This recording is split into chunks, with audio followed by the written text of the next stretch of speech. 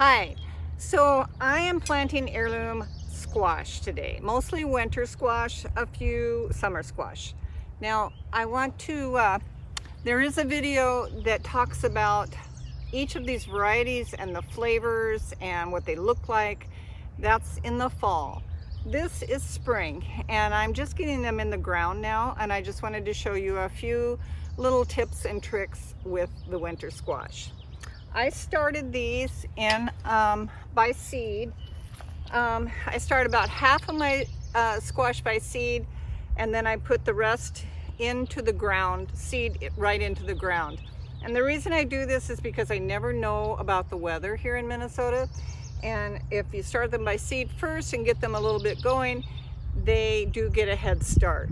Now, if you have a warm spring, you can just usually plant them by seed. But, so this is the way I plant them. So they are kind of overgrown right now. They should have gone in, earlier. But I take a knife and I just pull out the plug. You have to be really, really gentle because they're very tender. And plant them, they sprawl, so you want to plant them pretty far apart. Just put them in the ground, cover them up, and you're good to go. Now then I'll come back and I'll take the seed packages, and I don't have any with me right now, but I'll just come back and walk the row, and I'll plant a seed like this in between each plant, and then we'll get both of them taking off. This one will be a little bit delayed. So these were started in, I don't know, April, and there's going to be a huge variety of heirloom squash. This year we put electric fence around the squash bed because last year the deer would come along. As soon as they would get ripe, they'd take a bite out of them and then leave, and they destroyed a lot of them that way. So we're trying the electric fence this year, and we'll see how that goes. I'm hopeful that we're going to have a great crop this year. So that's all there is to it. Some by seed, some right in the ground, and water them in and wait. Okay, it's mid-September and time for the first harvest. Now I'm just going to go through really quickly what you want to look for when you harvest these winter squash. It's the same whether they're heirlooms or not heirlooms. You want to look for a brown stem where it might have even fallen off, and you want to make sure that it's nice and colored up.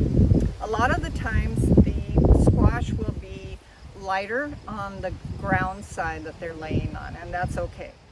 So it's mid-September. We've taken down the electric fence. As I noted earlier, always before, when I grew squash and pumpkins, the deer and the squirrels and the chipmunks would get them before they really got established.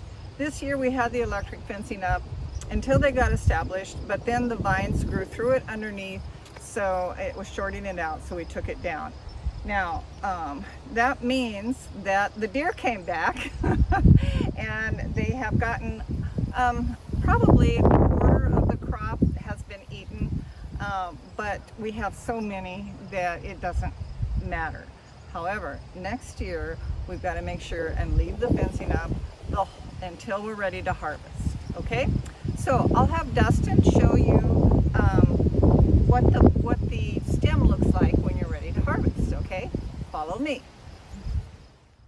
Okay, so this is one of the Cinderella pumpkins next to a blue Hubbard, and this is what the stem looks like. It's brown, and if you wait too long it'll fall off by itself. Okay, so you need clippers for sure. So Dustin is going to show you where to cut it. Some of the stems will fall off, but people tend to like the stems on, so if you can, make sure that it's on. It won't affect the taste, but it will affect it if you're going to use it for decor. Okay, let's go do one of the others. Okay, this one is my favorite. It's called Buen Gusto di Horno. It means good taste from the oven, and it's an Italian heirloom. and it's huge, as you can see. But there's a stem. It's going to take a bit to get through that stem. Dustin, our awesome farm manager, is going to give it a try, though.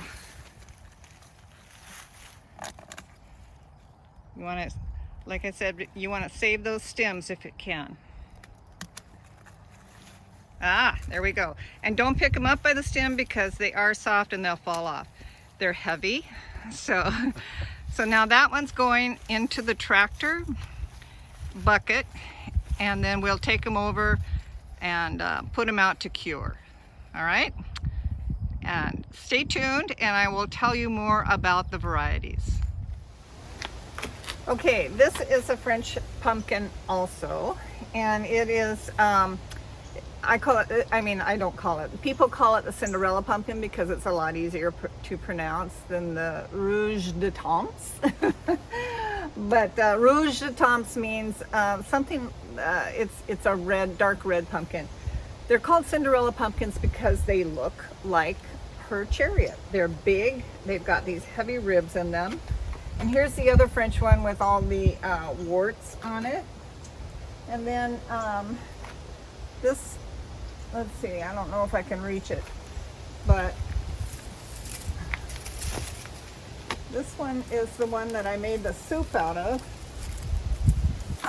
Here we go. This is my favorite pumpkin, or favorite winter squash. It's called Buen Gusto di Horno, and it means good taste from the oven. And it's just really, really sweet and really nutty, and the flavor is just out of this world. Hard to cut, but good to eat. But basically, cure your squash or buy cured squash. They should last 6 months. Heirloom squash tend to be very dense and sweet and somewhat nutty.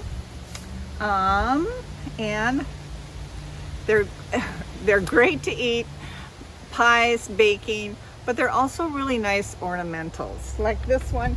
This one is actually edible, but most people use it as an ornamental. Same with this. This one is used in France a lot for soups, but a lot of people here use it as an ornamental. So, good eating. Just get a cleaver so you can get them cut.